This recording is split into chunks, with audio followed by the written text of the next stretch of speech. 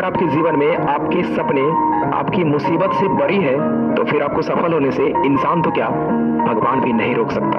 जी हाँ दोस्त, आज मैं एक ऐसे स्टूडेंट के बारे में बताने जा रहा हूँ जिन्होंने अपने माता पिता के सपने को पूरा करने के लिए खुद को पढ़ाई में झोंक दिया।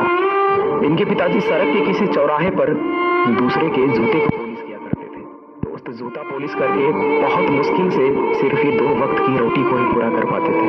तभी इनके पिताजी ने सोचा कि मैं जिस जिंदगी में जी रहा हूँ, जिस हालात में जीवन बिता रहा हूँ, मैं अपने बेटे को पढ़ा लिखा कर इस काबिल बनाऊंगा कि उसे कभी भी ये दिन देखना ना पड़े, ये हालात में सीना ना पड़े। दोस्त, इन्होंने अपने बेटे को पढ़ाया लिखाया और जैसे तैसे करके इसका बेटा 10th एग्जाम को पास कर गया। लेकिन दोस्त, इसके बाद घर की स्थिति इतनी खराब हो चुकी थी कि आगे की पढ़ाई के लिए इनके पास पैसे बहुत मुश्किल से हो पा रहा था।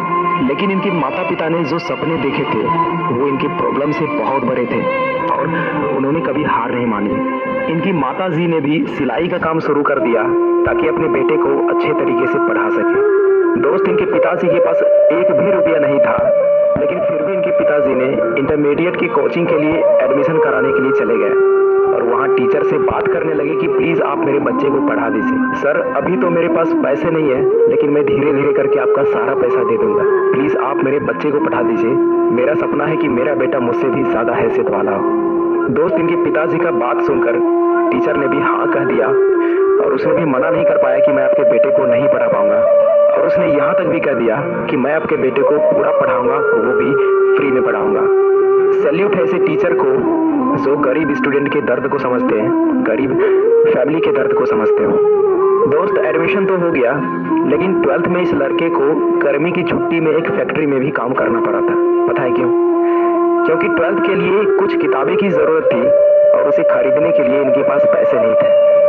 ये लड़का अपनी लाइफ में बहुत स्ट्रगल को झेला, लेकिन कभी भी इसने गरीबी को देखकर हार नहीं माना और अपनी कड़ी मेहनत के दम पर 12th एग्जाम को भी पास कर गया।